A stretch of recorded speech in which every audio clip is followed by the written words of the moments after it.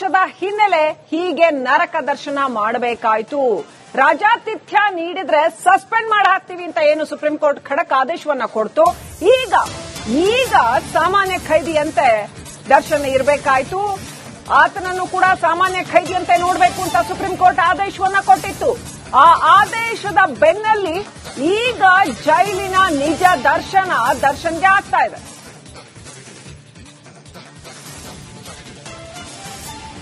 ಇನ್ನಷ್ಟು ಅಪ್ಡೇಟ್ ಪಡ್ಕೊಳ್ಳೋಣ. ನಮ್ಮ ಪ್ರತಿನಿಧಿ ಮಾದೇಶ್ ಲೈವ್ ಕನೆಕ್ಟ್ ಆಗಿದ್ದಾರೆ. ಮಾದೇಶ್, ಜೈಲಲ್ಲಿ ಈ ಸೈಕಲಾಜಿಕಲ್ ಕೌನ್ಸಿಲಿಂಗ್ ಅವೈಲೇಬಲ್ ಇರುತ್ತೆ. ಡಾಕ್ಟರ್ಸ್ ಬರ್ತಾರೆ. ಫಂಗಸ್ ಆದ್ರೆ ಇಮಿಡಿಯೇಟ್ಲಿ ಡಾಕ್ಟರ್ಸ್ ತೋರಿಸಬಹುದು. ಏನೇ ಸಮಸ್ಯೆ ಆದ್ರೂ ಅದನ್ನ ಅಡ್ರೆಸ್ ಮಾಡೇ ಮಾಡ್ತಾರೆ ಜೈಲು ಅಧಿಕಾರಿಗಳು. ಸೊ ಅಷ್ಟೆಲ್ಲ ಇದ್ದೂನು ಇವ್ರಿಗೆ ಯಾಕೆ ವಿಷಯ ಕೊಡ್ಬೇಕಂತೆ? ಏನ್ ಸಮಸ್ಯೆ ಆಗಿದೆಯಂತೆ?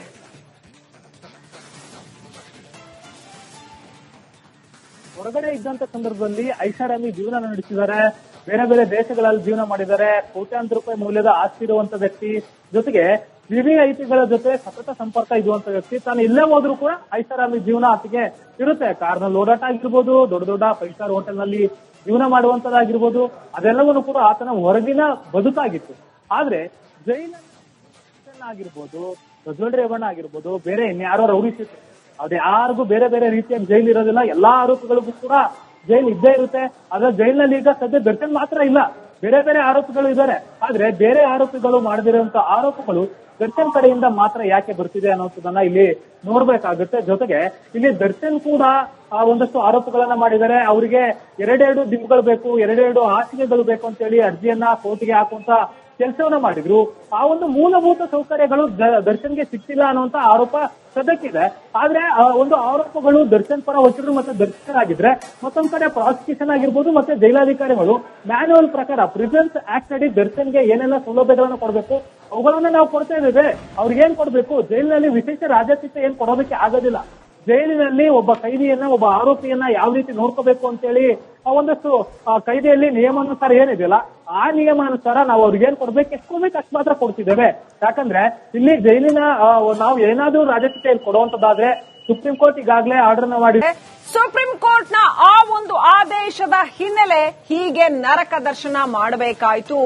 ರಾಜಾತಿಥ್ಯ ನೀಡಿದ್ರೆ ಸಸ್ಪೆಂಡ್ ಮಾಡಿ ಹಾಕ್ತೀವಿ ಅಂತ ಏನು ಸುಪ್ರೀಂ ಕೋರ್ಟ್ ಖಡಕ್ ಆದೇಶವನ್ನ ಕೊಡ್ತು. ಈಗ ಸಾಮಾನ್ಯ ಖೈದಿಯಂತೆ ದರ್ಶನ ಇರಬೇಕಾಯ್ತು. ಆತನನ್ನು ಕೂಡ ಸಾಮಾನ್ಯ ಖೈದಿಯಂತೆ ನೋಡಬೇಕು ಅಂತ ಸುಪ್ರೀಂ ಕೋರ್ಟ್ ಆದೇಶವನ್ನ ಕೊಟ್ಟಿತ್ತು. ಆ ಆದೇಶದ ಬೆನ್ನಲ್ಲಿ ಈಗ ಜೈಲಿನ ನಿಜ ದರ್ಶನ್ಗೆ ಆಗ್ತಾ ಇದೆ.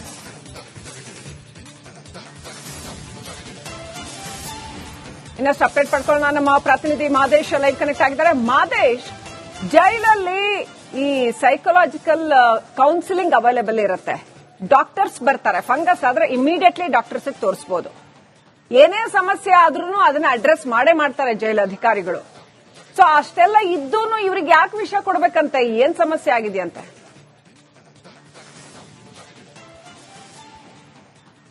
ಹೊರಗಡೆ ಇದ್ದಂತ ಸಂದರ್ಭದಲ್ಲಿ ಐಷಾರಾಮಿ ಜೀವನ ನಡೆಸಿದ್ದಾರೆ. ಬೇರೆ ಬೇರೆ ದೇಶಗಳಲ್ಲಿ ಜೀವನ ಮಾಡಿದ್ದಾರೆ. ಕೋಟ್ಯಾಂತರ ರೂಪಾಯಿ ಮೌಲ್ಯದ ಆಸ್ತಿ ಇರುವಂತ ವ್ಯಕ್ತಿ, ಜೊತೆಗೆ ವಿವಿಐಪಿಗಳ ಜೊತೆ ಸತತ ಸಂಪರ್ಕ ಇರುವಂತ ವ್ಯಕ್ತಿ. ತಾನು ಇಲ್ಲೇ ಹೋದ್ರೂ ಕೂಡ ಐಷಾರಾಮಿ ಜೀವನ ಆತಗೆ ಇರುತ್ತೆ. ಕಾರ್ನಲ್ಲಿ ಓಡಾಟ ಆಗಿರ್ಬೋದು, ದೊಡ್ಡ ದೊಡ್ಡ 5 ಸ್ಟಾರ್ ಹೋಟೆಲ್ ನಲ್ಲಿ ಜೀವನ ಮಾಡುವಂತದ್ದಾಗಿರ್ಬೋದು, ಅದೆಲ್ಲವನ್ನೂ ಕೂಡ ಆತನ ಹೊರಗಿನ ಬದುಕಾಗಿತ್ತು. ಆದ್ರೆ ಜೈಲಲ್ಲಿ ಆಗಿರ್ಬೋದು, ಪ್ರಜ್ವಲ್ ರೇವಣ್ಣ ಆಗಿರ್ಬೋದು, ಬೇರೆ ಇನ್ಯಾರೋ ರೌಡಿ ಶೀಟ್, ಅದ್ಯಾರಿಗೂ ಬೇರೆ ಬೇರೆ ರೀತಿಯ ಜೈಲು ಇರೋದಿಲ್ಲ. ಎಲ್ಲಾ ಆರೋಪಿಗಳಿಗೂ ಕೂಡ ಜೈಲು ಇದ್ದೇ ಇರುತ್ತೆ. ಆದ್ರೆ ಜೈಲಿನಲ್ಲಿ ಈಗ ಸದ್ಯ ದರ್ಶನ್ ಮಾತ್ರ ಇಲ್ಲ, ಬೇರೆ ಬೇರೆ ಆರೋಪಿಗಳು ಇದ್ದಾರೆ. ಆದ್ರೆ ಬೇರೆ ಆರೋಪಿಗಳು ಮಾಡದಿರುವಂತ ಆರೋಪಗಳು ದರ್ಶನ್ ಕಡೆಯಿಂದ ಮಾತ್ರ ಯಾಕೆ ಬರ್ತಿದೆ ಅನ್ನೋದನ್ನ ಇಲ್ಲಿ ನೋಡ್ಬೇಕಾಗುತ್ತೆ. ಜೊತೆಗೆ ಇಲ್ಲಿ ದರ್ಶನ್ ಕೂಡ ಒಂದಷ್ಟು ಆರೋಪಗಳನ್ನ ಮಾಡಿದ್ದಾರೆ. ಅವರಿಗೆ 2 ದಿಂಬುಗಳು ಬೇಕು, 2 ಹಾಸಿಗೆಗಳು ಬೇಕು ಅಂತ ಹೇಳಿ ಅರ್ಜಿಯನ್ನ ಕೋರ್ಟ್ಗೆ ಹಾಕುವಂತ ಕೆಲಸವನ್ನ ಮಾಡಿದ್ರು. ಆ ಒಂದು ಮೂಲಭೂತ ಸೌಕರ್ಯಗಳು ದರ್ಶನ್ಗೆ ಸಿಕ್ತಿಲ್ಲ ಅನ್ನುವಂತ ಆರೋಪ ಸದ್ಯಕ್ಕಿದೆ. ಆದ್ರೆ ಒಂದು ಆರೋಪಗಳು ದರ್ಶನ್ ಪರ ವಕೀಲರು ಮತ್ತೆ ದರ್ಶನ್ ಆಗಿದ್ರೆ, ಮತ್ತೊಂದ್ ಕಡೆ ಪ್ರಾಸಿಕ್ಯೂಷನ್ ಆಗಿರ್ಬೋದು ಮತ್ತೆ ಜೈಲಾಧಿಕಾರಿಗಳು ಮ್ಯಾನ್ಯುವಲ್ ಪ್ರಕಾರ ಪ್ರಿಸನ್ಸ್ ಆಕ್ಟ್ ಅಡಿ ದರ್ಶನ್ಗೆ ಏನೆಲ್ಲ ಸೌಲಭ್ಯಗಳನ್ನ ಕೊಡಬೇಕು ಅವುಗಳನ್ನ ನಾವು ಕೊಡ್ತಾ ಇದ್ದೇವೆ. ಅವ್ರಿಗೇನ್ ಕೊಡ್ಬೇಕು? ಜೈಲಿನಲ್ಲಿ ವಿಶೇಷ ರಾಜಾತಿಥ್ಯ ಏನ್ ಕೊಡೋದಕ್ಕೆ ಆಗೋದಿಲ್ಲ. ಜೈಲಿನಲ್ಲಿ ಒಬ್ಬ ಖೈದಿಯನ್ನ, ಒಬ್ಬ ಆರೋಪಿಯನ್ನ ಯಾವ ರೀತಿ ನೋಡ್ಕೋಬೇಕು ಅಂತ ಹೇಳಿ ಒಂದಷ್ಟು ಕೈದಿಯಲ್ಲಿ ನಿಯಮಾನುಸಾರ ಏನಿದೆಯಲ್ಲ, ಆ ನಿಯಮಾನುಸಾರ ನಾವು ಅವ್ರಿಗೆ ಏನ್ ಕೊಡ್ಬೇಕು, ಎಷ್ಟು ಕೊಡ್ಬೇಕು ಅಷ್ಟು ಮಾತ್ರ ಕೊಡ್ತಿದ್ದೇವೆ. ಯಾಕಂದ್ರೆ ಇಲ್ಲಿ ಜೈಲಿನ ನಾವು ಏನಾದ್ರೂ ರಾಜಕೀಯ ಕೊಡುವಂತದ್ದಾದ್ರೆ ಸುಪ್ರೀಂ ಕೋರ್ಟ್ ಈಗಾಗಲೇ ಆರ್ಡರ್ ಮಾಡಿದೆ. ಸುಪ್ರೀಂ ಕೋರ್ಟ್ನ ಆ ಒಂದು ಆದೇಶದ ಹಿನ್ನೆಲೆ ಹೀಗೆ ನರಕ ದರ್ಶನ ಮಾಡಬೇಕಾಯ್ತು. ರಾಜಾತಿಥ್ಯ ನೀಡಿದ್ರೆ ಸಸ್ಪೆಂಡ್ ಮಾಡಿ ಹಾಕ್ತೀವಿ ಅಂತ ಏನು ಸುಪ್ರೀಂ ಕೋರ್ಟ್ ಖಡಕ್ ಆದೇಶವನ್ನ ಕೊಡ್ತು. ಈಗ ಸಾಮಾನ್ಯ ಖೈದಿಯಂತೆ ದರ್ಶನ ಇರಬೇಕಾಯ್ತು. ಆತನನ್ನು ಕೂಡ ಸಾಮಾನ್ಯ ಖೈದಿಯಂತೆ ನೋಡಬೇಕು ಅಂತ ಸುಪ್ರೀಂ ಕೋರ್ಟ್ ಆದೇಶವನ್ನ ಕೊಟ್ಟಿತ್ತು. ಆ ಆದೇಶದ ಬೆನ್ನಲ್ಲಿ ಈಗ ಜೈಲಿನ ನಿಜ ದರ್ಶನ್ಗೆ ಆಗ್ತಾ ಇದೆ.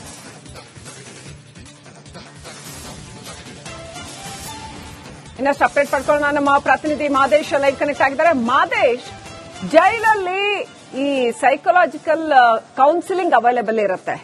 ಡಾಕ್ಟರ್ಸ್ ಬರ್ತಾರೆ. ಫಂಗಸ್ ಆದ್ರೆ ಇಮಿಡಿಯೇಟ್ಲಿ ಡಾಕ್ಟರ್ಸ್ ತೋರಿಸಬಹುದು. ಏನೇ ಸಮಸ್ಯೆ ಆದ್ರೂ ಅದನ್ನ ಅಡ್ರೆಸ್ ಮಾಡೇ ಮಾಡ್ತಾರೆ ಜೈಲು ಅಧಿಕಾರಿಗಳು. ಸೊ ಅಷ್ಟೆಲ್ಲ ಇದ್ದೂನು ಇವ್ರಿಗೆ ಯಾಕೆ ವಿಷಯ ಕೊಡ್ಬೇಕಂತೆ? ಏನ್ ಸಮಸ್ಯೆ ಆಗಿದೆಯಂತೆ?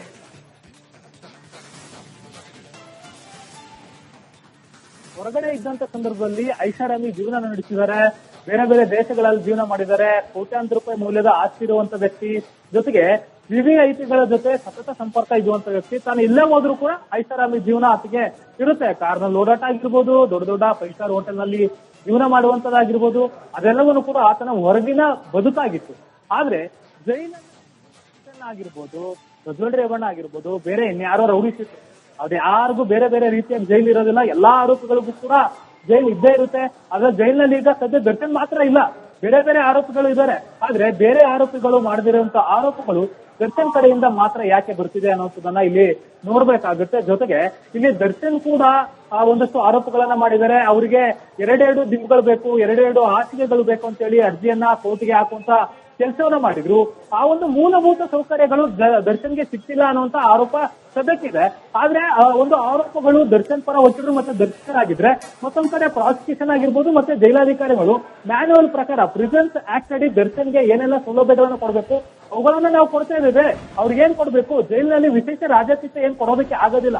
ಜೈಲಿನಲ್ಲಿ ಒಬ್ಬ ಖೈದಿಯನ್ನ, ಒಬ್ಬ ಆರೋಪಿಯನ್ನ ಯಾವ ರೀತಿ ನೋಡ್ಕೋಬೇಕು ಅಂತ ಹೇಳಿ ಒಂದಷ್ಟು ಕೈದಿಯಲ್ಲಿ ನಿಯಮಾನುಸಾರ ಏನಿದೆಯಲ್ಲ, ಆ ನಿಯಮಾನುಸಾರ ನಾವು ಅವ್ರಿಗೆ ಏನ್ ಕೊಡ್ಬೇಕು, ಎಷ್ಟು ಕೊಡ್ಬೇಕು ಅಷ್ಟು ಮಾತ್ರ ಕೊಡ್ತಿದ್ದೇವೆ. ಯಾಕಂದ್ರೆ ಇಲ್ಲಿ ಜೈಲಿನ ನಾವು ಏನಾದ್ರೂ ರಾಜಕೀಯ ಕೊಡುವಂತದ್ದಾದ್ರೆ ಸುಪ್ರೀಂ ಕೋರ್ಟ್ ಈಗಾಗಲೇ ಆರ್ಡರ್ ಮಾಡಿದೆ. ಸುಪ್ರೀಂ ಕೋರ್ಟ್ನ ಆ ಒಂದು ಆದೇಶದ ಹಿನ್ನೆಲೆ ಹೀಗೆ ನರಕ ದರ್ಶನ ಮಾಡಬೇಕಾಯ್ತು. ರಾಜಾತಿಥ್ಯ ನೀಡಿದ್ರೆ ಸಸ್ಪೆಂಡ್ ಮಾಡಿ ಹಾಕ್ತೀವಿ ಅಂತ ಏನು ಸುಪ್ರೀಂ ಕೋರ್ಟ್ ಖಡಕ್ ಆದೇಶವನ್ನ ಕೊಡ್ತು. ಈಗ ಸಾಮಾನ್ಯ ಖೈದಿಯಂತೆ ದರ್ಶನ ಇರಬೇಕಾಯ್ತು. ಆತನನ್ನು ಕೂಡ ಸಾಮಾನ್ಯ ಖೈದಿಯಂತೆ ನೋಡಬೇಕು ಅಂತ ಸುಪ್ರೀಂ ಕೋರ್ಟ್ ಆದೇಶವನ್ನ ಕೊಟ್ಟಿತ್ತು. ಆ ಆದೇಶದ ಬೆನ್ನಲ್ಲಿ ಈಗ ಜೈಲಿನ ನಿಜ ದರ್ಶನ್ಗೆ ಆಗ್ತಾ ಇದೆ.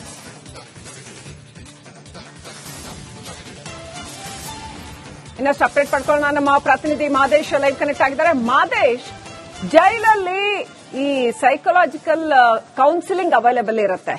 ಡಾಕ್ಟರ್ಸ್ ಬರ್ತಾರೆ. ಫಂಗಸ್ ಆದ್ರೆ ಇಮಿಡಿಯೇಟ್ಲಿ ಡಾಕ್ಟರ್ಸ್ ತೋರಿಸಬಹುದು. ಏನೇ ಸಮಸ್ಯೆ ಆದ್ರೂ ಅದನ್ನ ಅಡ್ರೆಸ್ ಮಾಡೇ ಮಾಡ್ತಾರೆ ಜೈಲು ಅಧಿಕಾರಿಗಳು. ಸೊ ಅಷ್ಟೆಲ್ಲ ಇದ್ದೂನು ಇವ್ರಿಗೆ ಯಾಕೆ ವಿಷಯ ಕೊಡ್ಬೇಕಂತೆ? ಏನ್ ಸಮಸ್ಯೆ ಆಗಿದೆಯಂತೆ?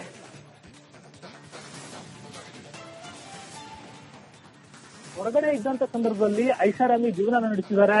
ಬೇರೆ ಬೇರೆ ದೇಶಗಳಲ್ಲಿ ಜೀವನ ಮಾಡಿದ್ದಾರೆ. ಕೋಟ್ಯಾಂತರ ರೂಪಾಯಿ ಮೌಲ್ಯದ ಆಸ್ತಿ ಇರುವಂತ ವ್ಯಕ್ತಿ, ಜೊತೆಗೆ ವಿವಿಐಪಿಗಳ ಜೊತೆ ಸತತ ಸಂಪರ್ಕ ಇರುವಂತ ವ್ಯಕ್ತಿ. ತಾನು ಇಲ್ಲೇ ಹೋದ್ರೂ ಕೂಡ ಐಷಾರಾಮಿ ಜೀವನ ಆತಗೆ ಇರುತ್ತೆ. ಕಾರ್ನಲ್ಲಿ ಓಡಾಟ ಆಗಿರ್ಬೋದು, ದೊಡ್ಡ ದೊಡ್ಡ 5 ಸ್ಟಾರ್ ಹೋಟೆಲ್ ನಲ್ಲಿ ಜೀವನ ಮಾಡುವಂತದ್ದಾಗಿರ್ಬೋದು, ಅದೆಲ್ಲವನ್ನೂ ಕೂಡ ಆತನ ಹೊರಗಿನ ಬದುಕಾಗಿತ್ತು.